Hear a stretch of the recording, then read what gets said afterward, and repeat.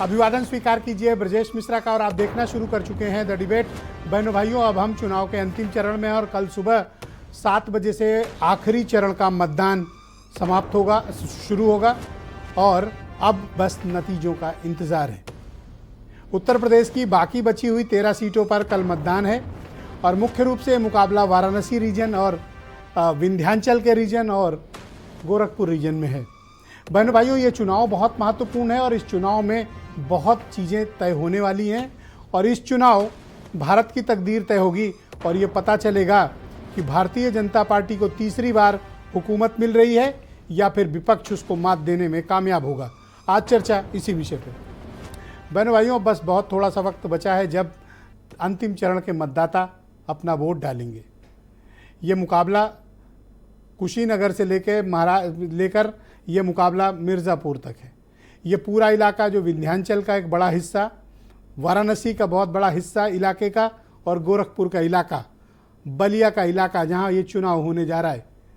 बहनों भाइयों, खांटी पूर्वांचल के इस इलाके का चुनाव हर बार बड़ा ही इम्पॉर्टेंट होता है और पूर्वांचल हमेशा उत्तर प्रदेश के बाकी इलाकों के मुकाबले पॉलिटिकली डिफरेंट बिहेवियर करता है। पूर्वांचल का ये इतिहास भी रहा है। आप कभी भी उठा के देखें तो पूर्वांचल कभी किसी एक के साथ, पार्टी के साथ हमेशा कंफर्टेबल नहीं रहता है। पूर्वांचल के मतदाताओं का जो वोटिंग पैटर्न है, उनका जो वोटिंग बिहेवियर है, वो उत्तर प्रदेश के इलाकों के मुकाबले थोड़ा सा डिफरेंट है। बहुत अधिक नहीं, लेकिन थोड़ा डिफरेंट है। इस इलाके में बेसिकली, जैसा मैं कल की डिबेट में भी जिक्र कर रहा था, ये basically OBC scheduled caste driven politics का एरिया है और बहुत ही फर्टाइल लैंड है। फर्टाइल लैंड से मेरा तात्पर्य अनाज उपजाने से नहीं है, फल सब्जी उपजाने से नहीं है। पॉलिटिकली ये बहुत ही फर्टाइल लैंड है। और बहनों भाइयों, मुकाबला जब खुद प्रधानमंत्री के इलाके में हो और उत्तर प्रदेश के मुख्यमंत्री के घर में हो, तो आप समझ सकते हैं कि बीजेपी के लिए यह मुकाबला कितना बड़ा, कितना व्यापक, कितना असाधारण और कितना असामान्य होगा। इस इलाके में फिल्मी स्टार भी चुनाव लड़ रहे हैं, रवि किशन, काजल निषाद। इस इलाके में ओम प्रकाश राजभर भी हैं, तो अनुप्रिया पटेल को भी अपनी ताकत दिखानी पड़ेगी क्योंकि इस बार अपोजिशन ने सर्वाधिक अगर कहीं पर डेंट मारने की कोशिश की है तो वो है कुर्मी वोट, जो इस प्रदेश में यादवों के बाद सबसे बड़ा ओबीसी की कम्युनिटी है। 12 प्रत्याशी उतारकर कुर्मी समाज के वोटों को खींचने की कोशिश अपोजिशन की तरफ से हुई है। अब अनुप्रिया पटेल को साबित करना है कि वो बीजेपी के लिए कितनी पॉलिटिकली यूजफुल हैं। अगर कुर्मी वोट बीजेपी के साथ रह गया तो credit goes to Anupriya Patel, ज़्यादा बड़ा हिस्सा, और अगर हटा तो अनुप्रिया पटेल के राजनीतिक भविष्य पर भी सवालिया निशान लगेंगे और उन्होंने बैठे बिठाए राजा भैया से अलग से पंगा ले रखा है। वाराणसी का चुनाव लगभग स्पष्ट है और सबको इस बात का एहसास भी है कि प्रधानमंत्री नरेंद्र मोदी वहां रिकॉर्ड वोटों से जीत शायद हासिल करेंगे। अब तो वो परिणामों के बाद ही पता चलेगा, अभी हम पहले प्रेडिक्ट नहीं कर सकते, लेकिन माहौल देखकर यही लगता है। बहनों भाइयों, तो गोरखपुर रीजन में, गाजीपुर में, चंदौली में, घोसी में, बलिया में, कुशीनगर, देवरिया, बांसगांव, गोरखपुर, इस इलाके में क्या चल रहा है? इस इलाके के चुनाव में क्या खास बात इस बार है और इस इलाके ने क्या तय किया हुआ? क्या उत्तर प्रदेश में पहले चरण के मतदान में कुछ वोटिंग पैटर्न अलग था और अभी जो अंतिम चरण का होने जा रहा है, इस वक्त क्या माहौल में कोई बदलाव आया है? ऐसा बहुत से लोग चर्चा कर रहे हैं कि जो माहौल 19 अप्रैल को था, 19 अप्रैल मतलब मतदान का पहला चरण, और अब 1 जून अंतिम चरण, ऐसा लोगों का मानना है, पॉलिटिकल ऑब्जर्वर्स का, सीनियर जर्नलिस्ट्स का, एक्सपर्ट्स का, कि जो माहौल 19 अप्रैल को था वो माहौल 1 जून को नहीं है। तो क्या है फिर? जनता के बीच क्या चल रहा है? बीजेपी की तरफ से क्या चल रहा है? Prime minister Modi, beneficiary scheme और हिंदुत्व, राम मंदिर, अपोजिशन क्या मुसलमानों को आरक्षण देने जा रही है, ये मुद्दा, या फिर अपोजिशन का क्या चल रहा है, संविधान, आरक्षण बचाना, जॉब्स 30 लाख की ऑफर, महिलाओं को 1 लाख साल के उनके खातों में खटाखट देने की बात। पर मैं क्या, खटाखट भी बहुत चला है। गांव की बोलचाल भाषा में ये बड़ा प्रचलित शब्द है। शहर के एलीट लोगों को भले ही ये न सुहाए या वो इसको न माने, लेकिन गांव में ये खटाखट बहुत चलता है। ये काम कर लो खटाखट, ये चीज़ कर लो टकाटक, ये सब शब्दावली चलती हैं। क्या ये चला? और राहुल अखिलेश यादव की जोड़ी का दूसरा पॉलिटिकल एसिड टेस्ट है ये।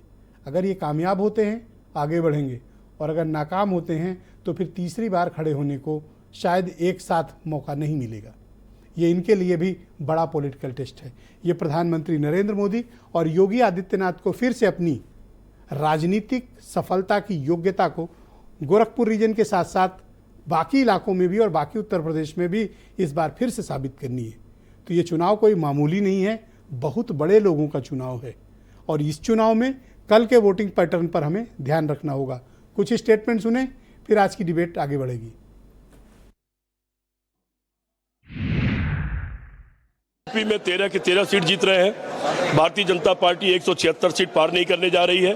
4 तारीख को हमारी सरकार का फैसला होने जा रहा है और संभवतः 6 तारीख को शपथ हो जाएगी इंडिया गठबंधन की। बनारस में नरेंद्र मोदी हारने जा रहे हैं। मेरा आकलन है कि 1,30,32,000 वोट से नरेंद्र मोदी चुनाव हार सकते हैं। तीसरी बार आदरणीय मोदी के नेतृत्व में सरकार बनाने का निर्णय जो देश में सम्मानित था वो धरातल पर उतरा है और हम प्रचंड बहुमत के साथ तीसरी बार मोदी के नेतृत्व में सरकार बनाने जा रहे हैं। इसमें अब कोई शंका नहीं रह गई है। चुनाव होगा, इसमें भी इंडिया गठबंधन बहुत आगे रहेगा। केंद्र में इंडिया की सरकार बनना तय हो गया है। जनता ने परिवर्तन और बदलाव कर दिया है। देखिए, भारतीय लोकतंत्र की खूबी ही यही है। अभी आपने तीनों स्टेटमेंट सुने, ये सब अपनी अपनी सरकार बना रहे हैं और जब ये ऐसा दावा करते हैं तो इनके फेसेस में कॉन्फिडेंस झलकता है। अब जीतेगा कोई एक ही, पर दावा दोनों कर रहे हैं। एक तो अपनी डेट भी बता दे रहे हैं। तो आज की परिचर्चा को शुरू करते हैं बहनों भाइयों। आलोक अवस्थी उत्तर प्रदेश में भारतीय जनता पार्टी के प्रवक्ता हैं। सुनील साजन बहुत दिनों के बाद आज टेलीविजन पर दिखे हैं, समाजवादी पार्टी के प्रवक्ता हैं। अंशु अवस्थी उत्तर प्रदेश में कांग्रेस कमेटी के प्रवक्ता। ब्रजेश शुक्ला जी उत्तर प्रदेश के बहुत ही जाने माने राजनीतिक मामलों के पत्रकार। और मऊ से हमें senior journalist Rahul Singh join कर रहे हैं। राहुल ने वहाँ मऊ पे काफ़ी काम किया हुआ है, घोसी, बलिया, मऊ, इन सब के आसपास के इलाकों में उन्होंने काफ़ी जानकारी जुटाई है। हम राहुल से भी बात करेंगे। और वीरेंद्र सिंह जी हमारे स्टेट हेड, ये भी गोरखपुर रीजन का भ्रमण करके लौटे हैं। आप सभी का शुक्रिया और धन्यवाद कार्यक्रम में सम्मिलित होने के लिए। आलोक अवस्थी जी, अंतिम चरण है, प्राइम मिनिस्टर का इलाका है, चीफ मिनिस्टर का इलाका है, आपके सहयोगी दल राजभर और अनुप्रिया पटेल का भी इलाका है। क्या इस इलाके में विपक्ष तो दावा कर रहा है कि उसने घेर लिया ठीक से आपको? देखिए ब्रजेश जी, आप, मुझे मालूम है कि आप सबसे पहले खबर ब्रेक करते हैं। कांग्रेस और समाजवादी पार्टी के आज 2 वक्तव्यों पर आपको आज फोकस करना चाहिए। कांग्रेस के ने कल अपने प्रवक्ताओं को एग्जिट पोल में जाने से मना कर दिया। दूसरा, समाजवादी पार्टी के नेता अखिलेश यादव जी ने आज एक मैसेज दिया है अपने कार्यकर्ताओं को कि आप डटे रहिएगा, खड़े रहिएगा चुनाव के बाद भी और गिनती के सर्टिफिकेट लेने तक, जो कि मीडिया 300 सीटें बताएगा। यानी कि पर्चा आउट है उनको पहले से ही कि स्कोप कोई नहीं है। अपने कार्यकर्ताओं का मनोबल कैसे बढ़ाना है, इसका प्रयास अखिलेश यादव जी ने किया है। लेकिन कांग्रेस और समाजवादी पार्टी के दोनों बयानों में यह स्पष्ट रूप से हो गया है कि तीसरी बार फिर मोदी सरकार बनने जा रही है, भारी बहुमत से बनने जा रही है। अखिलेश यादव स्वयं अपने मुंह से 300 सीटें भाजपा को दे चुके हैं, जबकि हमारा दावा है कि हम 370 सीटें भारतीय जनता पार्टी अकेले लेकर के आएगी और एनडीए 400 पार जाएगी। कारण क्या है कि जो मुद्दों पर चुनाव हो रहे हैं, देश के प्रधानमंत्री का चुनाव है, तो नरेंद्र मोदी जी का जो आचरण रहा है, जो कर्म रहा है, जो 10 साल का उनका एक पास्ट रहा है, वो हम सबने देखा है कि 365 दिन 24 घंटे काम करने वाला व्यक्ति जो जनता के लिए, हित के लिए, देश के हित के लिए काम कर रहा है। बाकी नेताओं की छुट्टियों की चर्चा बहुत होती रही है कि कोई विदेश घूम रहा है, कोई कहीं जा रहा है, कोई कहीं जा रहा है। मोदी जी की इस बारे में कोई चर्चा नहीं कि मोदी जी ने कभी भी एक दिन छुट्टी ली हो। कारण यह है कि भारत एक बहुत 11वें स्थान पे हमारा स्थान भारत था, आज 5वें स्थान पर मोदी जी की कृपा से पहुंचा है। और मेरा ये कहना है कि 57 साल सत्ता जिनकी रही, समाजवादी पार्टी की 15 साल उत्तर प्रदेश के अंदर सत्ता रही, आखिर मोदी जी को घर क्यों बनाने पड़ गए? अगर आपकी सरकारों ने उन गरीबों के लिए काम किया होता तो आज 4 करोड़ घर नहीं बनाती मोदी सरकार। कि आपने गैस की व्यवस्था करी होती तो आज 11 करोड़ घर में गैस के चूल्हे नहीं दिए गए होते जी। क्यों नहीं आप लोगों ने इलाज की व्यवस्था कराई गरीबों के, तो आज 50 करोड़ लोगों अच्छा, को ये बताइए कि इस इलाके में आपके राजनीतिक सहयोगियों का भी मुकाबला है, अनुप्रिया पटेल, ओम प्रकाश राजभर। क्या ये दोनों आपके लिए लाइबिलिटी बन गए हैं या फिर पॉलिटिकल एसेट हैं? देखिए, हर पार्टी का, हर नेता का अपना योगदान दो होता है, कोई किसी पर लाइबिलिटी नहीं होता है। लाइबिलिटी वो पार्टियां समझती है, जैसे समाजवादी पार्टी के साथ राजभर जी भी थे, केशव देव मौर्य जी भी थे, कांग्रेस भी एक समय पे थी, हालांकि फिर आ गई है। लेकिन हर व्यक्ति को धोखा श्रीमान अखिलेश यादव जी ने दिया है और इन नेताओं ने अपना योगदान दिया विधानसभा चुनाव में को जिताने के लिए। नहीं तो 2 डिजिट से ऊपर अखिलेश यादव नहीं आ सकते थे। अगर जीते हैं 3 डिजिट में संख्या पहुंची है तो उसमें इन छोटे छोटे दलों का बहुत हाथ रहा है। लेकिन वही है, अवसरवादीता की हद है कि अखिलेश जी ने उन सबको दी। मतलब कहने का ये कि ये बहुत उपयोगी थे इसलिए आप अपने साथ ले गए। मेरा ये मानना है कि नरेंद्र मोदी जी के नेतृत्व में जो दल विश्वास करेंगे, जिनको भारत की ग्रोथ स्टोरी में और नरेंद्र मोदी जी के ग्रोथ स्टोरी में विश्वास है, हम उनका स्वागत कर रहे हैं।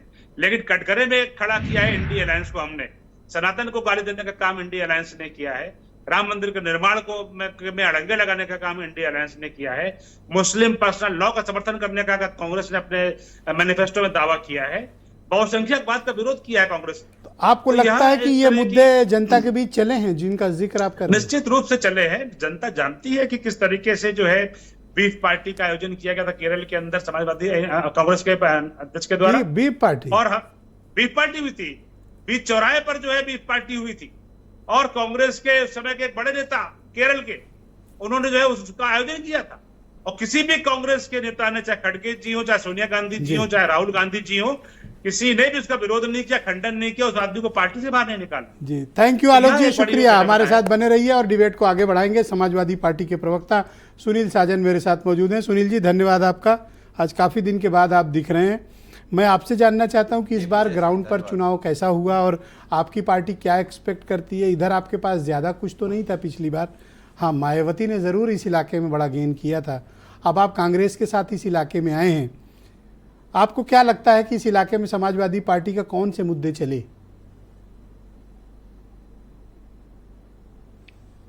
ब्रजेश जी, बहुत बहुत धन्यवाद आपका और आपके कार्यक्रम के माध्यम से, क्योंकि 7वें चरण की पोलिंग है तो सभी मतदाताओं से मैं अनुरोध करूंगा कि गर्मी बहुत है लेकिन बच बचा करके मतदान करने जरूर जाएं, क्योंकि ये देश को बचाने का, संविधान को बचाने का, लोकतंत्र को बचाने का और आपके हक अधिकार का चुनाव है, उसमें भागीदारी जरूर लें। जहाँ तक सवाल है मुद्दे, मैं भी भारतीय जनता पार्टी के प्रवक्ता को सुन रहा था, तो मुद्दे पर तो इंडिया गठबंधन लड़ा है, मुद्दे पर तो समाजवादी पार्टी लड़ी है। मुद्दा था बेरोजगारी का, महंगाई का, देश की सीमाओं का, मुद्दा था नौकरी का, मुद्दा था संविधान बचाने का, लोकतंत्र बचाने का, मुद्दा था भ्रष्टाचार का। अब ये लोग क्या मुद्दा जाने। अब बताइए, माननीय प्रधानमंत्री जी को इस देश की सम्मानित जनता ने 2-2 बार इतना प्यार, सम्मान, आशीर्वाद और योगदान दिया, 2-2 बार बहुमत से प्रधानमंत्री बने। 10 साल रहने के बावजूद आज प्रवक्ताओं को दिक्कत हो रही है। यह दिक्कत माननीय प्रधानमंत्री जी को भी हुई, वो मुद्दे पर नहीं आ पाए हैं, वो अपने काम नहीं गिना पाए हैं। कहां से शुरू किया था? मछली से शुरू किया, मंगलसूत्र पर आ गए, मुसलमान पर आ गए, पाकिस्तान पे आ गए, भैंस पर आ गए, खाता बंद हो जाएंगे इस पर आ गए और आते आते ध्यान में चले गए हैं। तो सवाल यह है कि इन्होंने कहा 24 घंटे प्रधानमंत्री जी ने काम किया 10 साल। सवाल यह है कि किसके लिए काम किया 24 घंटे? क्या किसानों के लिए किया? अगर किसानों के लिए किया होता तो उनकी आय दोगुनी हो जाती। क्या नौजवानों के लिए किया? क्या देश की सीमा के लिए किया? हाँ, अगर 24 घंटे काम किया तो चंद उद्योगपतियों के लिए काम किया। और ये कह रहे थे मोदी जी की कृपा से, क्या मोदी जी की कृपा से? अपने आप को अवतारित पुरुष घोषित करने वाले, अपने आप को भगवान मानने वाले, देखिए इन सब बातों को देश समझ चुका है। आप कह रहे थे बीफ पार्टी, बताइए बीफ। अरे सर छोड़िए बीफ, ये बताइए यहाँ आप अकेले बीजेपी से नहीं लड़ोगे? वैक्सीन वाली कंपनियों से आपने लिया कि नहीं लिया? सर सुनिए ना, यहाँ इनके साथ ओम प्रकाश राजभर भी हैं, अनुप्रिया पटेल हैं। सर आपके पास कौन है? देखिए मैं बड़ी जिम्मेदारी के साथ ब्रजेश जी कह सकता हूं, हालांकि जितनी रिपोर्ट हम पे है उससे बेहतर रिपोर्ट आप पर भी होगी। जहां ओम प्रकाश राजभर जी के बेटे चुनाव लड़ रहे हैं वहां उनकी जमानत नहीं बच रही है, और जो इनके दूसरे सहयोगी अनुप्रिया पटेल जी चुनाव लड़ रही हैं लाखों वोटों से हारेंगे। अब इनसे आप पूछिए कि क्या ये महाराजगंज जीतेंगे, क्या गोरखपुर जीतेंगे, क्या कुशीनगर जीतेंगे, क्या देवरिया जीतेंगे, क्या ये क्या बात कर रहे हो? क्या ये घोसी ये सब तो इनका किला है, इनका इलाका है। क्या गाजीपुर जीतेंगे, इनका इलाका है सर। जीतेंगे, मिर्जापुर रॉबर्ट्सगंज जीतेंगे। हाँ, माननीय प्रधानमंत्री जी के क्षेत्र में चुनाव है, लेकिन मैं दावे के साथ कह सकता हूं, हालांकि हमारे नेता ने कहा है कि मोदी जी भी चुनाव हार जाएंगे, तो हमें भरोसा है सर थोड़ा सा तर्क संगत अगर आप आंकड़े रखते तो शायद उस पर हम लोग जितने ठेकेदार हैं हम लोग कुछ और बात आगे बढ़ाते। अब आप तो कह रहे हैं कि ये गोरखपुर भी हारेंगे, सब हार जाएंगे। आलोक जी प्लीज आप बताइए, राजभर और अनुप्रिया के होते हुए कैसे हार जाएंगे? नहीं, क्या मुख्यमंत्री जी रहते हुए? सर राजभर के रहते हुए कैसे हार जाएंगे? क्यों राजभर के रहते हुए घोसी अभी हारे नहीं चुनाव? बहुत दिन बीत गए क्या ब्रजेश जी? अरे उनके नेता वहां छोड़, उनकी तो जमानत नहीं बच रही। आप देख लीजिएगा 4 जून को। पर ये तो कह रहे थे कि उन्हीं के दम पर 3 डिजिट पे आए हो सर, राजभर जी के दम पे। तो ठीक, अगर हम उनके दम पर आए हैं तो आप उनके दम पर सरकार बना लो, काहे को नहीं? जमानत नहीं बच रही उनकी। ये भारतीय जनता पार्टी के लोग बहुत गुमराह करने वाला, धोखा देने वाले और दुष्प्रचार करने। और एक बात मैं केवल कहूंगा ब्रजेश जी, इन्होंने जहां से शुरू किया कि माननीय अखिलेश यादव जी ने अपील की है, हाँ अपील की है, बहुत मजबूती से अपील की। हालांकि हमारे जैसे लाखों कार्यकर्ता इस बात के लिए तैयार थे कि बड़ी मजबूती के साथ काउंटिंग करानी है, वहां देख रेख करनी है, लेकिन नेता का आदेश हो गया है। और आदेश हुआ है कि जब तक सर्टिफिकेट न मिल जाए, ये बीजेपी शासन प्रशासन पुलिस लाठी डंडे किसी से डराने की कोशिश करे तो डरना नहीं है। आलोक अवस्थी जी कह रहे थे कि पर्चा लीक हो गया, जनता ने तो बचा लिया देश। आपको तो पहले से पता है एग्जिट पोल क्या आने वाला है। ये तो पर्चा लीक वाली पार्टी से है ना। देखिए ब्रजेश जी, पर्चा लीक वाली पार्टी से है, पर्चा लीक वाली सरकार से है, पर्चा लीक वाली ये आपने सही बात मारा, विचारधारा से है। ओके पर्चा लीक देख रहे। मैं अंशु अवस्थी को इनवाइट करना चाहता हूँ। धन्यवाद। हाँ एक सेकंड आलोक जी, अभी सब पूरा सब समय है, इत्मीनान से हम लोग बात करेंगे। अंशु अवस्थी कांग्रेस के प्रवक्ता हैं। अंशु जी आपका स्वागत। आप मुझे बताइए कि कांग्रेस इस इलाके में 3 सीटों पे चुनाव लड़ रही है, आप लोग है मैदान में या आपको लगता है आपके मुद्दे नहीं चले? ब्रजेश जी देखिए, पूरा चुनाव मुद्दों पर हो रहा है। कौन से मुद्दों? ये जो 7वां चरण है, हम लोग 4 सीटों पर नहीं लड़ रहे हैं, न 3 पर लड़ रहे हैं, हम 13 की 13 सीटों पर चुनाव लड़ रहे हैं। इस बात को मैंने कई बार कहा है, हमारे नेता ने कई बार कहा है। और यहाँ कांग्रेस नहीं लड़ रही, न सपा लड़ रही है, इंडिया गठबंधन लड़ रहा है। मुद्दे जो जनता से जुड़े मुद्दे हैं, क्योंकि 10 साल का एक अच्छा खासा समय होता है। 5 साल पहले आप जाइए 2019 में, आपको याद होगा भारतीय जनता पार्टी के लोग अक्सर इस बात को लेकर वोट मांग रहे थे। पुलवामा का कांड हुआ तो सभी ने देखा, लेकिन ये भी कह रहे थे कि 5 साल काफी नहीं। अब लोग ये पूछना चाह रहे हैं, प्रधानमंत्री जी को 2019 में फिर से मौका दे दिया, चलिए 5 साल और ले लीजिए। 10 साल बाद जब प्रधानमंत्री अपने प्रचार की शुरुआत करते हैं, हमारा तो चुनाव दिन पर दिन बढ़ रहा है, चढ़ रहा है, और प्रधानमंत्री जी जितनी एक्टिविटी कर रहे हैं, जितने इवेंट कर रहे हैं, ये तो बताओ। हम बता रहे हैं, प्रधानमंत्री जी चढ़ा क्या मुद्दे, कैसे आपके कौन से मुद्दे चढ़े, हम बता रहे हैं। देखिए, जैसे ही प्राइम मिनिस्टर ने चुनाव शुरू किया और उन्होंने अपने पिछले 10 सालों की कोई उपलब्धि पर बात ना करके मीट मछली, पाकिस्तान हिंदुस्तान, भैंस चोरी, मुजरा सबकी बात शुरू की, लोगों को तो समझ आप में आ भी तो गया। संविधान आरक्षण के दम पर चुनाव लड़े हो। हमने लोगों के अधिकारों मुद्दों की वो बात अगर की ना। भीप पे लड़े हैं, भैंस पे लड़े हैं, हाँ। मुजरा पे लड़े हैं, तो जनता अपना- मंगलसूत्र पे लड़े हैं, तो आप भी संविधान और आरक्षण के लिए लड़े हो, ब्रजेश जी, तो ये तो अच्छी जिसका बात है। हमेशा उन्होंने खंडन नहीं, किया है। हम सिर्फ आप तो ये उनके ऊपर चिपका के लड़ रहे हो ना। हम सिर्फ संविधान आरक्षण की बात पे नहीं लड़ रहे हैं, हम इस देश के युवाओं के रोजगार पर लड़ रहे हैं। 30 लाख सरकारी नौकरियां खाली पड़ी रही, उन पर लड़ रहे हैं। 8500 रुपए खटाखट उस पर लड़ रहे हैं। ये जनता से जुड़े मुद्दे हैं। मीट मछली, पाकिस्तान, हिंदुस्तान, मुसलमान, ये क्या जनता से जुड़े मुद्दे हैं? ना तो 10 साल की अपनी उपलब्धि बता पाए, ना आगे के 5 साल का कोई ब्लूप्रिंट बता पाए। प्रधानमंत्री जी अपने घोषणा पत्र की बात नहीं करते। मीट मछली मटन तो याद आ रहा, महंगाई नहीं याद आ रही।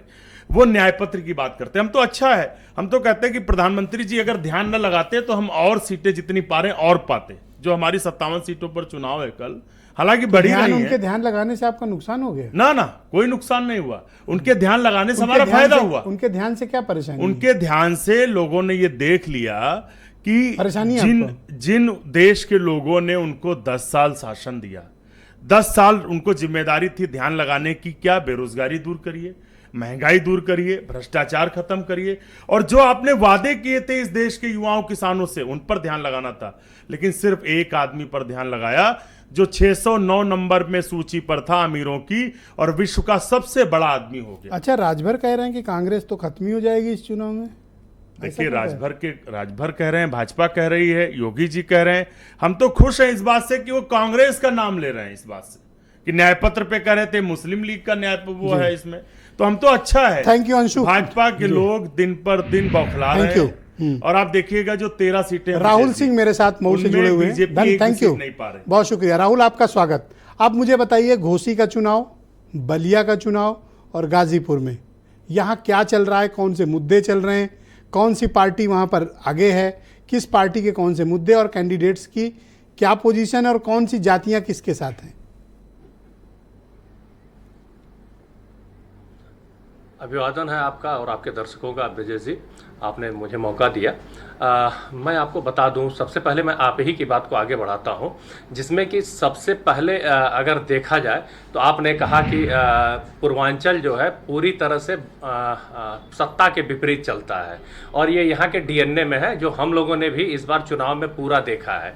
तो जो पूरी तरह से यहाँ के लोग हैं, वो कहीं ना कहीं लोगों के अंदर जो बागीपना है, जो चाहे अंग्रेजों का शासनकाल रहा हो, आपने देखा होगा, तो वैसे ही वर्तमान समय में चाहे वो मुद्दे, जैसे कि बीजेपी हमेशा यहाँ पर मुद्दे लेके चलने का प्रयास कर रही है चुनाव में, जो यहाँ की सीटों पर वो राष्ट्रीय मुद्दों पे लेके चलने का प्रयास कर रही है, लेकिन यहाँ पर स्थानीय मुद्दों पे ज़्यादा दे के यहाँ की जो उसकी विपक्षी पार्टी है, समाजवादी पार्टी, कांग्रेस को हम लोग लेके नहीं चलते हैं ना, हम लोग कांग्रेस को मानते हैं, क्योंकि पिछले चुनाव में कांग्रेस के वोट यहाँ पर लगभग 14,500 थे पूरे, अगर हम लोकसभा के मिला दें, अगर हम घोसी लोकसभा का मिला दें तो 14,500 से ऊपर था। हम लोग मान के चल रहे हैं कि 20,000 वोट होंगे, लेकिन नहीं, यहाँ पर अगर लड़ रही है तो समाजवादी पार्टी लड़ रही है।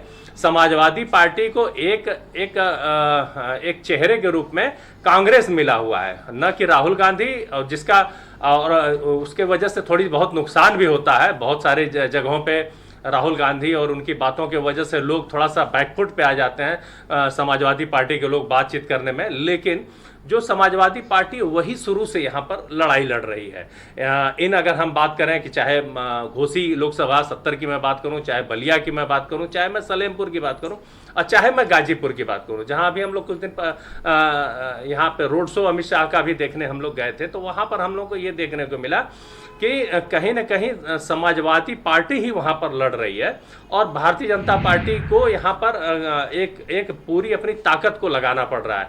मतलब अगर शासन और सत्ता में होते हुए अगर भारतीय जनता पार्टी को ताकत लगाना पड़े, तो निश्चित है कि समाजवादी पार्टी उसको जो है टक्कर दे रही है। घोसी लोकसभा में जहां पर देखा जा रहा है कि डे 1 यानी कि जिस दिन से अगर शुरुआत हुई है चुनाव का, घोषणा हुई है, उस दिन से यहाँ पर समाजवादी पार्टी ने और समाजवादी पार्टी के प्रत्याशी ने बढ़त बनाकर रखी हुई है। एक लोगों के दिमाग में एक जहन बना के रखा हुआ है कि जीतेगा तो केवल मुझे एक बात बताओ, राजीव राही जीतेगा। तो इस इलाके में मुख्तार अंसारी फैक्टर क्या काम कर रहा है? वो बीजेपी को फायदा दे रहा है या फिर अपोजिशन को फायदा दे रहा है मुख्तार अंसारी फैक्टर?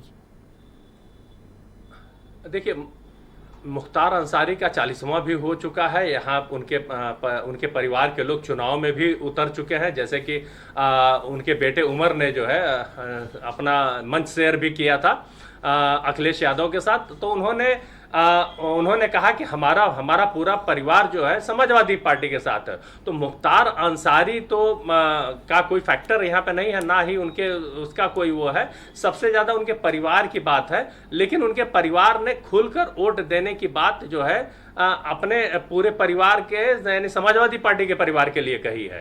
तो मुख्तार अंसारी को लेकर कोई बात नहीं कही गई है। उन्होंने कहा कि तो भाई हमारा आपके परिवार मुताबिक समाजवादी पार्टी के बीजेपी साथ के है, पास तो पीएम हम मोदी समाजवादी और पार्टी को- नेशनल एजेंडा है, अपोजिशन के पास लोकल फेसेस और लोकल इश्यूज हैं, करेक्ट? लोकल इशू पे स्थानीय स्तर पे समाजवादी पार्टी जो है टक्कर और दे रही है। ओबीसी और शेड्यूल्ड कास्ट कम्युनिटी का क्या पॉलिटिकल बिहेवियर है? आप क्या मानते हैं, वो बीजेपी के साथ जाएंगे या फिर अपोजिशन का देखिए, पक्ष लेंगे? जी, बहुत अच्छा आपका प्रश्न है। एक चीज मैं बता दूं कि जब तक बसपा ने अपना प्रत्याशी घोषित नहीं किया था, तब तक हम लोग ये मान के चल रहे थे कि यह यहाँ की स्थिति जो है काफी रोचक होगी और बीजेपी को उसका बहुत फायदा मिलेगा। लेकिन बीच में असमंजस की स्थिति रही, लेकिन बसपा ने क्या किया कि चौहान कार्ड खेल दिया। 1999 में जो जीते उनके सांसद थे बालकृष्ण चौहान, जो है उन्होंने टिकट देकर बालकृष्ण चौहान को यहाँ से उतार दिया। जी, तो जब बालकृष्ण को जब यहाँ पे चौहान को जब यहाँ पर टिकट दे के उतारा, तो जो चौहान का जो दलित का वोट है लगभग जो 3.5 लाख के 3.25 लाख का पड़ता है, उसमें अगर चौहान वोट को पूरी तरह से चौहान, क्योंकि इस बार चौहानों का कोई नेता नहीं है हम लोग के इस क्षेत्र में। तो जैसे कि राजभरों का नेता ओम प्रकाश राजभर अगर है, तो चौहानों का नेता कोई इस तरह का नहीं है। क्यों? दारा सिंह चौहान कैबिनेट मिनिस्टर है, इतने बड़े नेता हैं। वो दारा सिंह चौहान नेता नहीं है? नुनिया बिरादरी में तो उनकी बड़ी इज्जत है। अगर वो बिल्कुल दारा सिंह चौहान है, बिल्कुल उनकी इज्जत है, लेकिन वो उस तरह के नेता नहीं है जिस तरह से कि ओम प्रकाश राजभर को अगर माना जाता है कि उनके बुलावे पे राजभर वोट जो है एक साथ होकर वोट करता है। यही मैं आपको समझाने का प्रयास कर रहा था। जो फागू चौहान का एक माना जाता है कि फागू चौहान यहाँ के एक सर्वमान्य नेता थे, उनके जाने के बाद वो रिक्त पद अभी तक कोई भाई उनको गवर्नर बना रखा है, उनके बेटे को मेन स्ट्रीम पॉलिटिक्स में ले रखा है, दारा सिंह को मिनिस्टर बना रखा है। नुनिया बिरादरी को और क्या चाहिए भैया? अब नोनिया बिरादरी यहाँ पर यह चाह रही है कि यहाँ पर उनका एमपी जो है, जो इस समय जो 2024 में एमपी उनका हो जाए, थोड़ा उस हिसाब से वो थोड़ा पूरी मतलब तरह अधिक हो से जाएगा। इतना बैंक बैलेंस है नहीं जितने की चेक लाए हैं। जी जी जी जी। ऑलराइट, मैं ब्रजेश शुक्ला जी को इनवाइट करता हूं। बहुत ही थैंक यू राहुल, हमारे साथ बने रहिएगा। अभी आपसे अगले चरण में बाकी सीटों पर और मुद्दों पर बात करेंगे। ब्रजेश शुक्ला जी बहुत ही जाने माने पत्रकार हैं। ब्रजेश जी, ये जो 13 सीटें हैं, और जैसा कि हम लोग चर्चा कर रहे थे कि पॉलिटिकली बड़ा डिफरेंट बिहेवियर रहता है मतदाताओं का इस सीट पर, आपका क्या आकलन है कि यहाँ के लोगों के मुद्दे क्या हैं? लोकल इशूज़ हावी हैं या नेशनल इशू, जैसा राहुल अभी जिक्र कर रहे थे? और दूसरा जो सबसे बड़ी जिज्ञासा है, नॉन यादव ओबीसी वोटर्स का बिहेवियर, पॉलिटिकल बिहेवियर, और non Jatav scheduled caste community का वोटिंग पैटर्न। ब्रजेश जी, सबसे रोचक क्षेत्र में चुनाव चला गया है और पिछली बार इस चक्र में और इस छठे चक्र में विपक्ष को भारी सफलता हाथ लगी थी। वास्तव में बसपा को सफलता हाथ लगी थी। बसपा को सफलता इसलिए हाथ लगी थी, इसका यदि अध्ययन करें हम तो जहां जहां बसपा थी वहां दलित वोट हर जगह गया। वैसे दलित वोट हर जगह गया था, लेकिन दलित वोट पूरी ताकत से गया और अधिकतर भारी मतदान भी किया उसने। तो वो एक जो वो था, उसके कारण बसपा को यहाँ पे जीत मिली थी। घोसी जीते, गाजीपुर जीते, अंबेडकर नगर जीते, कई सीटें लगातार वो जीते और वो 10 सीटों पर पहुंच गए। इस बार स्थितियां यहाँ पर थोड़ा अलग है क्या कि समाजवादी पार्टी जो है वो मुख्य टक्कर में है भारतीय जनता पार्टी के, लेकिन इसके बावजूद बसपा भी एक कोण बना रही है। जैसे घोसी आप देखें, ये आप गाजीपुर का अध्ययन करें तो जो उसका वोट गाजीपुर है, में से तो पूरी राजपूत दलित समाज वोट से की दिया, बात नहीं। उमेश सिंह को टिकट दिया है बीएसपी ने। हाँ, लेकिन जो उसका अपना वोट है, कैडर वोट, जो उसका परंपरागत वोट है, उसमें आप लाख बात करिए, उनकी बस्तियों में जाइए, उनसे बात करिए, तो वो कहीं टूटने को तैयार नहीं है। कुछ जगह हो सकता है कहीं पर कुछ हो, थोड़ी लेकिन ये वो टूटने क्लैरिटी तैयार दीजिएगा, नहीं है। जाटव हाँ। या नॉन जाटव एससी भी, ये थोड़ी क्लैरिटी। जाटव की बात कर रहा हूं। देखिए, मैं जाटव की तो नॉन जाटव एससी बटा है, ठीक, लिख ले। वो बंटवारा है, ठीक। उसका बंटवारा है, वो बसपा में नहीं जा रहा है, और जाटव बसपा में जाएगा, ये तय है। बिल्कुल तय है। वो यदि ऐसे ऐसे गांव है जहां आधा यादव है आधा जाटव है, तो वो उनके जन को चोट कहते हैं कि साहब हम तो नहीं देंगे, हम तो बहन जी कहने हाथी में देंगे। वो ना कोई डर ना कोई दबाव, वो डंके चोट पे कहते हैं जी। और यदि आप वहां पर काम करने का वो करें तो आप देखेंगे। तो ये वोट जा रहा है। आप थोड़ा ओबीसी पे दूसरी आओ बात सर, ये है, नान यादव ओबीसी पर चर्चा करो, जिसमें पटेल हैं, यानी कुर्मी, राजभर, निषाद, मौर्य, शाह, कुशवाहा, इन पर थोड़ी बात करो। देखिए ब्रजेश जी, समाजवादी पार्टी की सबसे बड़ी जो ताकत है इस क्षेत्र में, वो मुस्लिम और यादव, वो मजबूती से 100 में 100 जा रहा है। 100 में 99 हम कर सकते हैं, आप बहुत कहें तो हम 95 कर देंगे, लेकिन अधिकतम वोट उनको जा रहा है जी। लेकिन हुआ था क्या था, 2022 में मऊ और गाजीपुर की सारी सीटें मतलब गाजीपुर की सारी सीटें जीत गई थी समाजवादी पार्टी और विवशपुरा। तो वो जो उसका कारण क्या था कि वो जो अति पिछड़ा वर्ग है, वो पूरी तरह से दारा सिंह चौहान थे, ओम प्रकाश राजभर थे, ये सारे लोग आ गए थे। इस बार उसमें थोड़ा विचलन है। आप मतदान के समय, कल मतदान होगा, आप देखिएगा, तो वो जो है, जो वोट राजभर है, वो बीजेपी में जा रहा है। और वहां पर सर कुर्मियों का बताओ, ये बहुत बड़ी मिस्ट्री है सर। कुर्मी इधर भी बढ़िया है, बीजेपी में भी बढ़िया अच्छी पोजीशन पे हैं, उधर भी पूरा ले लिए हैं, और ये फंस गए हैं अवस्थी जी। का बता रहा हूं, इनके कम्युनिटी को ज्यादा मिल नहीं रहा, सब कुर्मियों को जा रहा है सर। ये दोनों पार्टियां कुर्मियों को दोनों हाथ से बांट रही सर। अगर कोई बेनिफिशियरी है तो सर कुर्मी है सर। हाँ, तो वो इसीलिए मैं बताना चाहता हूं आपको। अब कुर्मी वोट के विषय में आपको बताऊंगा, उसका पिछला तो उदाहरण भी दूंगा कि जैसे मिर्जापुर में है जी, वो मजबूती से अनुप्रिया पटेल के साथ जा रहा है, लेकिन अन्य स्थानों में उसमें बंटवारा हो जाता है। कारण क्या है? अब इसको आप कहेंगे कैसे? धौरारा में वो रेखा वर्मा को गया और लखीमपुर में हो गया उसका। ये मैं उस चुनाव में आपसे बोला था, ये बात आपकी बिल्कुल सही है, मैं सहमत हूँ। हाँ, तो वही अम्बेडकर नगर में कुर्मी वोट कर रहा है लालजी वर्मा को, और फैजाबाद में वोट कर रहा है बीजेपी को।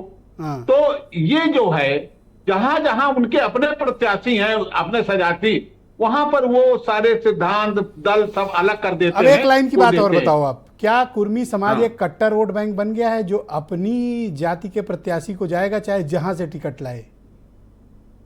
हाँ बिल्कुल है, कुछ जगह छोड़ करके, जैसे अनुप्रिया पल्लवी पटेल, जैसे कौशाम्बी में पल्लवी पटेल का भी प्रत्याशी था और उन्होंने बड़ी मजबूती से लड़ाया, लेकिन वो उधर न जाके वो बीजेपी में चला गया। तो कुछ स्थान छोड़ करके, लेकिन जो जीतने वाला है तो उधर ही जाएगा, बाकी वो कोई समझौता नहीं है। थैंक यू ब्रजेश जी। तो यही मैं दूसरे चरण में आपसे बाकी भी कम्युनिटीज के वोटिंग पैटर्न पे बात करूंगा। वीरेंद्र जी भी अभी गोरखपुर रीजन ट्रेवल करके आए हैं। वीरेंद्र जी, क्या माहौल आपको अंतिम चरण में लगा, और लोगों के बीच कौन से मुद्दे बीजेपी के चले और कौन से मुद्दे अपोजिशन के चले? देखिए, अब 13 सीटों का चुनाव बचा हुआ है और 13 में से 10 सीटें ही भाजपा लड़ रही है, 3 सीटों पर उसके सहयोगी दल लड़ रहे हैं। ये जिसमें से 2 सीटें अनुप्रिया पटेल की पार्टी लड़ रही है और 1 सीट पर ओम प्रकाश राजभर की पार्टी लड़ रही है। तो 13 सीटों में ब्रजेश जी, ये लड़ाई जो शुरू में चली थी, पहले दूसरे और तीसरे चरण तक की लड़ाई में जो मुद्दे थे वो कुछ और थे।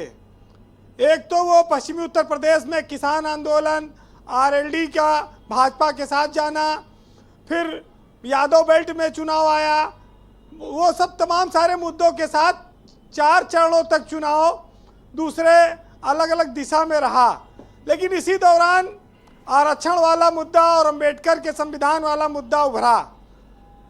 5वें चरण में ये मुद्दा क्षत्रियों वाला आके गरमा गया राजा भैया की वजह से। फिर यहाँ पर आपका कौशाम्बी और प्रतापगढ़ और ये इलाके में इस पर बड़ी चर्चा हो गई, और उसके बाद फिर 6वां चरण और अब 7वें चरण में जहाँ मुख्यमंत्री और प्रधानमंत्री दोनों का इलाका है। ये कह सकते हैं कि ये जो 7वां चरण है ये इस देश के प्रधानमंत्री का भविष्य तय करेगा ये चरण, क्योंकि वाराणसी की सीट भी इसमें है। मुद्दों में बात ध्रुवीकरण की भी हुई, हिंदू मुसलमान की हुई, पाकिस्तान की भी हुई, राम मंदिर भी आया, लेकिन ये सब कुछ आए और चले गए, टिके नहीं। और ऐसा लगता है कि भीषण गर्मी ने मतदान के प्रतिशत को जो गिराया और साथ साथ मतदान के लिए लोगों में उत्साह भी कम दिखा। ये चुनाव अलग अलग बेल्ट में आपने एक सवाल किया था, ओबीसी समाज में, कुर्मी समाज के लोग जी, उसी तरह से एक सवाल और दिखता है कि निषाद समाज के लोग गोरखपुर में काजल निषाद को काफी समर्थन दे रहे हैं और संत कबीर नगर में परवीन निषाद को समर्थन दे रहे हैं बड़ी संख्या में। तो लोगों ने अपनी अपनी जात के नेताओं को छांट कर वोट देने का अभियान चलाया। मैंने देखा सुल्तानपुर में रामभुआल निषाद को भी, निषाद कम्युनिटी के वोट उस दिन उनकी बस्तियों से जो फीडबैक आ रहे थे वो रामभुआल निषाद को वोट किया, मतलब अपनी कम्युनिटी पे वोट जा रहे हैं। अब कुछ सीटों की बात हो जाए जिसमें गोरखपुर मंडल आता है, उसमें अगर आप देखें तो गोरखपुर, महाराजगंज, देवरिया, सलेमपुर, वाराणसी, ये जो सीटें हैं यहाँ भाजपा की अच्छी पकड़ है। योगी आदित्यनाथ का इलाका है, उनका प्रभाव भी है काफ़ी ज़्यादा। लेकिन जो आप कुशीनगर और बलिया देखेंगे और काफ़ी हद तक अगर आप बांसगांव भी देखें तो काफ़ी टक्कर यहाँ पर दिखती है जातीय समीकरणों के आधार पर।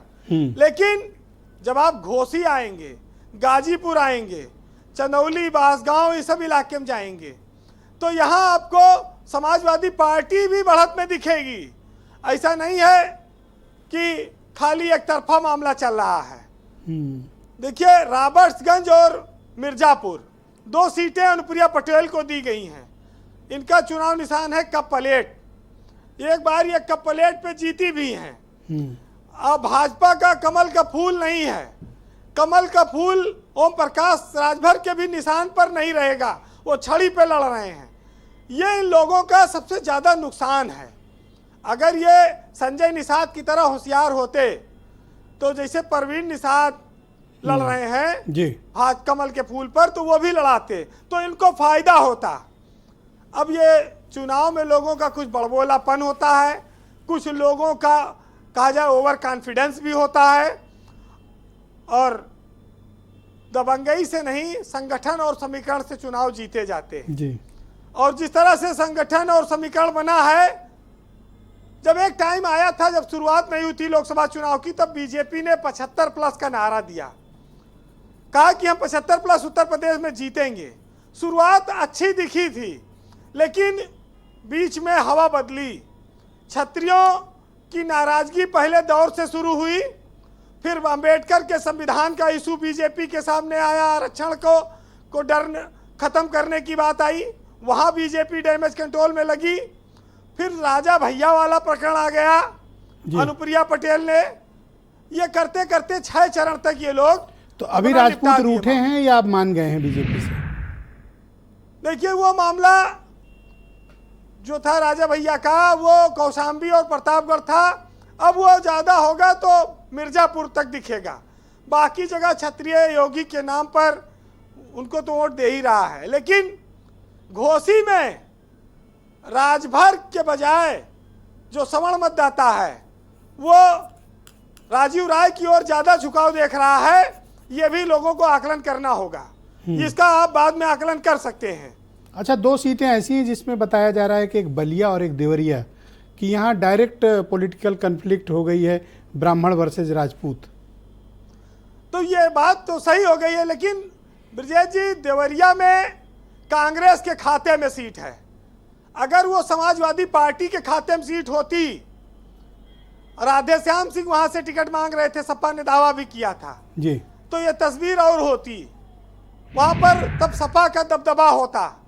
लेकिन ये देवरिया में, अब ठाकुर पंडित चाहे जो हो जाए या बलिया में, लेकिन ये दोनों जगह पर भाजपा अब बढ़त ले रही है। तो इसको सनातन पांडे एक बड़े कैंडिडेट जरूर हैं, और लेकिन नारद राय और कई सारे लोग इधर बीच में टूट भी गए हैं। अब वो क्या परिणाम बनेगा ये देखिएगा। जी वीरेंद्र जी, कंक्लूड करें। लेकिन जी, मायावती का वोट बैंक खिसकना ये दोनों के लिए चिंता का विषय है। देखिए, अखिलेश यादव ने कभी उम्मीद नहीं की होगी कि उनको कोई दलित समाज के लोग भी कुछ वोट देंगे, लेकिन ये माहौल बना और कोई भी है तो वो कहता है कि 3 जगह दलित वोट जा रहा है, बसपा में, भाजपा में और इंडिया गठबंधन में भी। तो अखिलेश की पार्टी में जा रहा है, राहुल के कैंडिडेट को जा रहा है, कितनी मात्रा में जा रहा है ये भी देखें।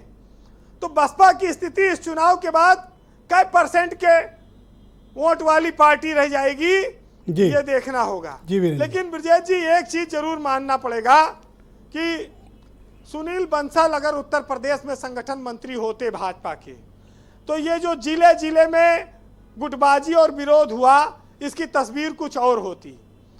ये जरूर है कि गृह मंत्री अमित शाह जब एक्टिव हुए 1-2 चरण के बाद, तो उन्होंने बहुत पकड़ने की कोशिश की, लेकिन सुनील बंसल का एक अलग मामला था। वो हमेशा उत्तर प्रदेश में रहते थे और बीजेपी की एक एक चूड़ी को वो मिला के चलते थे जी। तो ये जो लुंज पुंज स्थिति बनी संगठन में कई जगह, ये सब अच्छे लोगों की ना होने की वजह से बनी।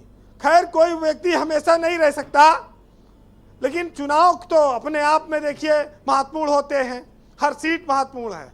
वैसे परिणाम चाहे जो हो, लेकिन जो लोग सियासत में हैं उनसे आप बहुत मोहब्बत की, राहत की उम्मीद ना करिए।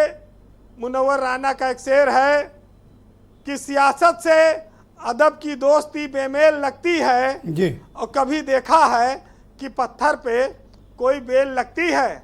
और बनारस के लिए है कि मोहब्बत में तुम्हें आंसू बहाना तक नहीं आया और बनारस में रहे पान खाना तक नहीं आया। और ये कैसे रास्ते से लेकर चले आए तुम मुझको, और कहाँ का मैं कदा कि रास्ते में एक चाय खाना तक नहीं आया। बहुत शुक्रिया वीरेंद्र जी, आपका बहुत बहुत धन्यवाद ग्राउंड जीरो से अपने ऑब्जर्वेशन, इनपुट और पॉलिटिकल फीडबैक हमें उपलब्ध कराने के लिए। बहनों भाइयों, हम डिबेट के दूसरे चरण में हैं और बीजेपी के प्रवक्ता आलोक अवस्थी मेरे साथ मौजूद हैं।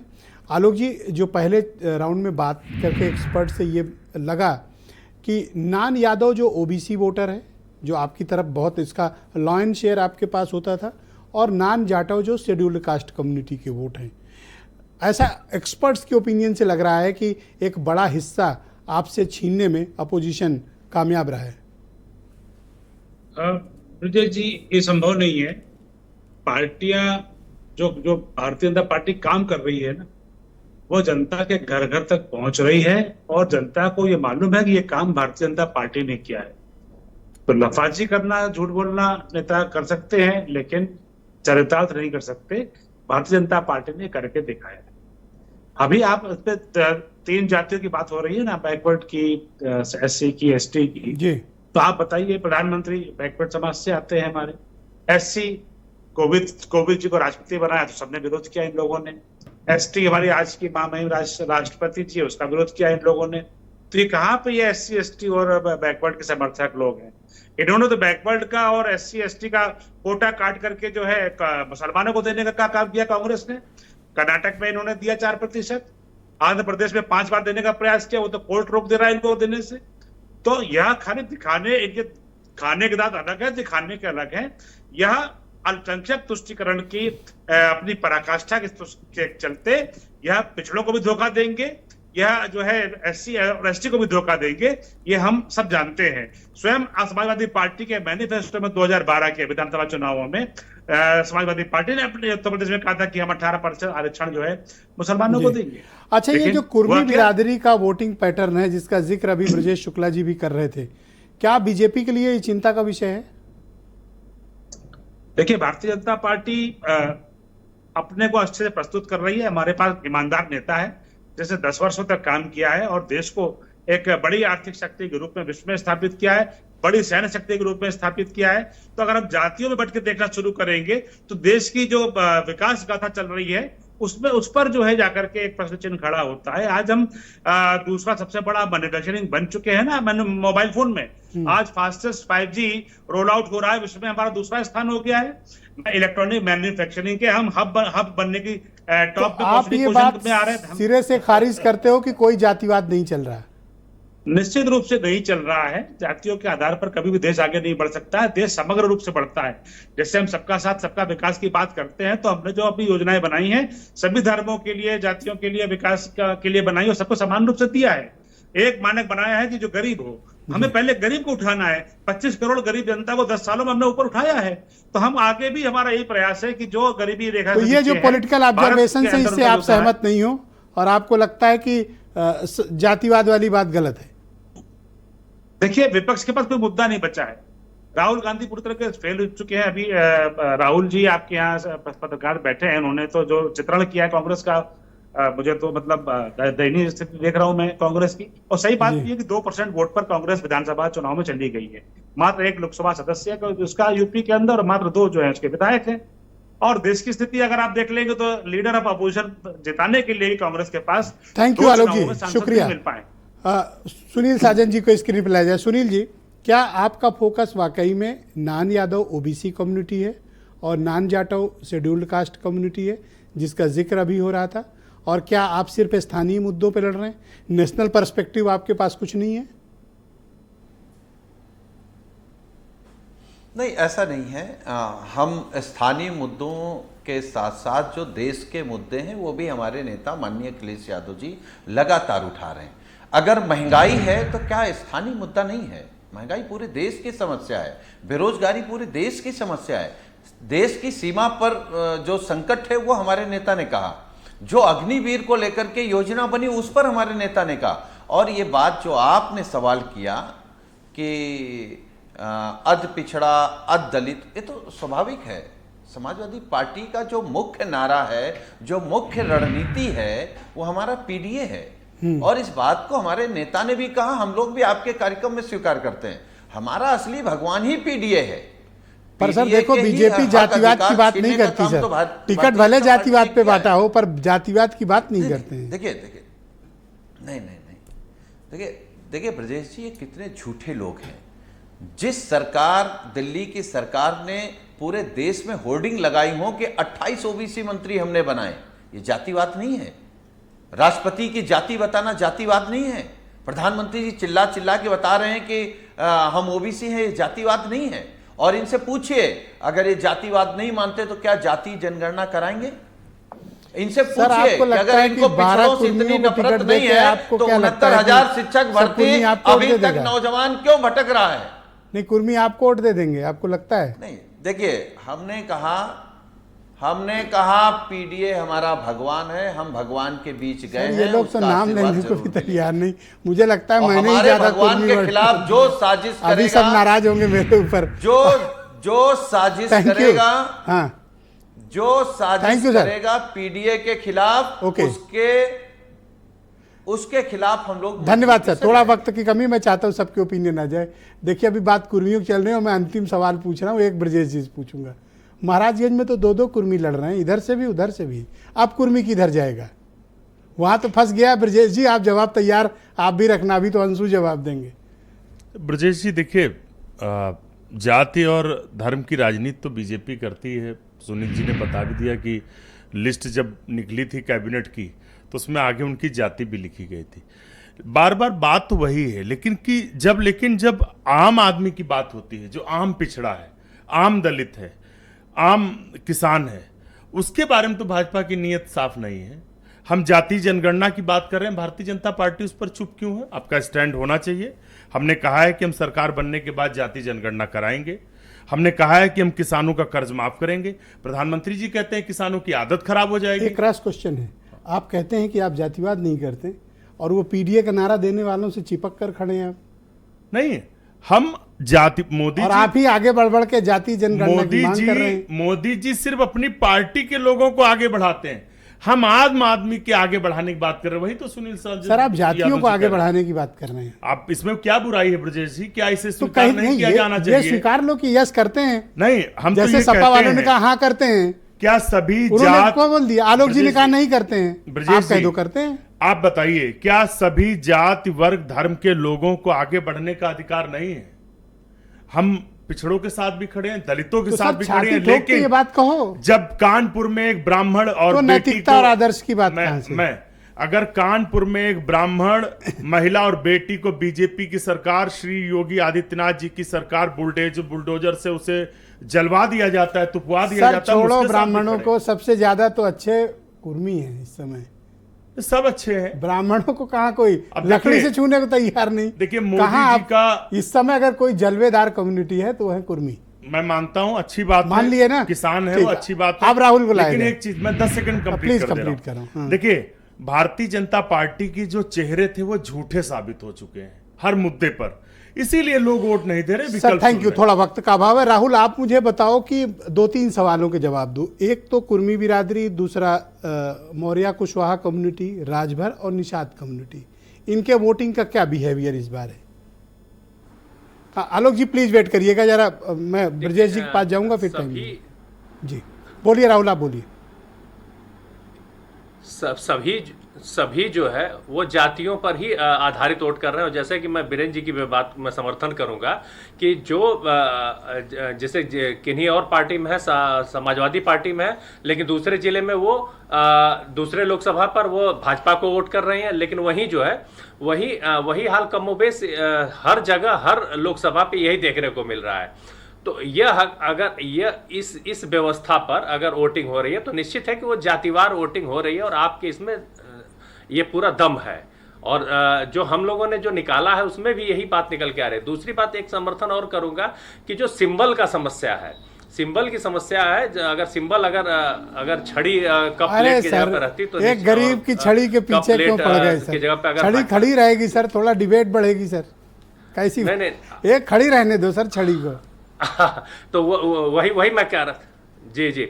और दूसरा, दलित जो युवा है वो समाजवादी के पास है, जो उन्होंने कहा बीरेन जी ने, तो हम लोगों ने स्थानीय स्तर पर देखा है कि जो रोजगार और नौकरी की बात पर जो पढ़ा लिखा दलित युवा है वो समाजवादी पार्टी के, क्योंकि समाजवादी ने जो नारा दिया है सबको रोजगार देंगे सरकार बनने के बाद, और उस पे तो उसका दलित युवाओं पर काफी असर पड़ा है। और वो जो है एक तरफा जो है थैंक यू राहुल जी, शुक्रिया, हमारे साथ बने रहिएगा। मैं ब्रजेश शुक्ला जी को इनवाइट करता हूँ। जातिवार खत्म, थैंक यू, बहुत शुक्रिया। ब्रजेश जी एक मामला फंस गया और थोड़ा आलोक जी भी उस मिस्ट्री को समझना चाहते हैं। ये महाराजगंज में कुर्मी क्या करेंगे? उधर से तो दोनों तरफ से वही हैं।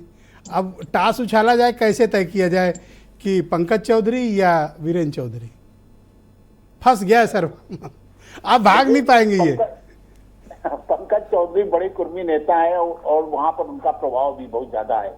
अच्छा, उसमें भी कुर्मी बड़े वाले को चुनता है सर, छोटे वाले को नहीं चुनता? हाँ, ओहो, कुछ वोट उधर जा रहा है वीरेंद्र के पास, लेकिन एक बड़ा हिस्सा पंकज चौधरी के पास। मतलब अमीर कुर्मी जाएंगे पंकज के साथ और मध्यम और गरीब कुर्मी जाएंगे? नहीं, ये नहीं है, कुछ हिस्सा उधर जा रहा है, बाकी इधर आ रहा है। वास्तव में एक अलग किस्म का चुनाव वही है। जैसे आप सवर्ण है, यदि तो गोदी भी छोड़ दिए दे रहे हैं, तो आप सवर्ण जान लीजिए कि वो बीजेपी में जा रहा है। जो कहीं कोई ब्राह्मण ठाकुर कहीं कुछ नहीं है, वो एकजुट होकर जा रहा है। यादव और मुस्लिम एकजुट होकर जा रहा है। कहीं किसी से बात कर लीजिए, मैं जान जाता हूं, जब कोई बात करने लगता मैं समझ जाता हूं कि ये कौन है, कैसे बात कर, समझ, ये स्थिति है। तो ये जो राजपूतों में नाराजगी वाली बात थी, इसको खारिज किया जाए? नहीं, बिल्कुल, मैं बताऊं आपको, आप जब मतगणना होगी आप तो पता चलेगा कि नाराजगी तो जहां से शुरू हुई, वहां पर मुजफ्फरनगर से, वहीं पर वो ढक्कन हो गई जाके, वहीं पर उनके खिलाफ जिन्होंने पंचायत की उनके खिलाफ पंचायत होने लगी वहां पर। तो ये सब चीजें देखिए, आप जब पंचायत करते हैं, विशेष रूप से ब्राह्मण ठाकुर ये जो बड़ी वो सशक्त जातियां हैं, तो इसका बड़ा विपरीत एक असर लाइन में पड़ता है। सर जवाब दो, एक लाइन में सर जवाब दो, एक तरफा है या फंसा है चुनाव? नहीं, चुनाव कांटे का है, चुनाव बहुत अच्छा लड़ रही है, समाजवादी पार्टी के कारण चुनाव अच्छा लड़ा जा रहा है, लेकिन कुछ सीटों पर ज्यादा बेहतर लड़ा जा रहा है, बाकी की चर्चा मैं भी करना नहीं चाहता। जी जैसे घोषी धन्यवाद है- ब्रजेश जी। आलोक जी आपके पास सर 15 सेकंड दे पाऊंगा, बोले आप। पर मैं एक तो हाँ, बस एक जो दिल्ली में, मैं आज दिल्ली आ गया था, तो आज यहाँ पर एक पत्रकारों सर्किल पे एक बात चल रही है, खाली वही रखना चाहता हूँ, थोड़ा लाइट वेट में है कि कांग्रेस के प्रवक्ताओं ने हड़ताल कर दी है कि अब हम एग्जिट पोल में जाके पार्टी पे डिपेंड नहीं कर पाएंगे। राहुल गांधी एक जी से आपको भी दूंगा 15 57 सेकंड। चुनाव, हाँ। देश के 57 देश में अब तक हुए 57 चुनावों में 10 साल में जब तक राहुल गांधी जी को लीडर बनाया गया है, उसमें से वो 50 के लगभग हारे ओके हैं। Thank you. तो वो सुनील डिपेंड साधन करते जी करते 15 सेकंड बोलिए। देखिए, मैं केवल एक बात कहूंगा कि जो बात कह रहे हैं कि दिल्ली के पत्रकारों में ये चर्चा है, एग्जिट पोल पे बैठना ना बैठना, लेकिन दिल्ली के पत्रकार ये जरूर मान रहे हैं कि सरकार बदल गई है, नया प्रधानमंत्री मिलने जा रहा है, नया मंत्रिमंडल होगा, नई सरकार होगी, ये सबने मान लिया है। ऑलराइट, दिल्ली वाले अंशु 10 पत्रकारों ने सेकंड, भी 15 मान सेकंड। लिया है। अंशु देखिए, भाजपा के लोग एक झूठा प्रोपेगेंडा खड़ा करके लोगों को भ्रमित करने की कोशिश कर रहे हैं। सच्चाई यह है, मैं स्वयं बनारस में था, बनारस का चुनाव स्वयं फंसा हुआ है। बनारस कोई नहीं में आप मानेगा सर। समझिए। थैंक यू सर, थैंक नहीं, यू, बिल्कुल बहुत बहुत मानना शुक्रिया, पड़ेगा, क्यों नहीं बहुत मानेगा? बहुत शुक्रिया आप सबका, बहुत बहुत धन्यवाद इस कार्यक्रम में मेरे साथ शिरकत करने के लिए। और बहनों भाइयों आपका भी शुक्रिया। उम्मीद करता हूँ आपका दिन अच्छा रहा होगा और कल शानदार होगा। नमस्कार।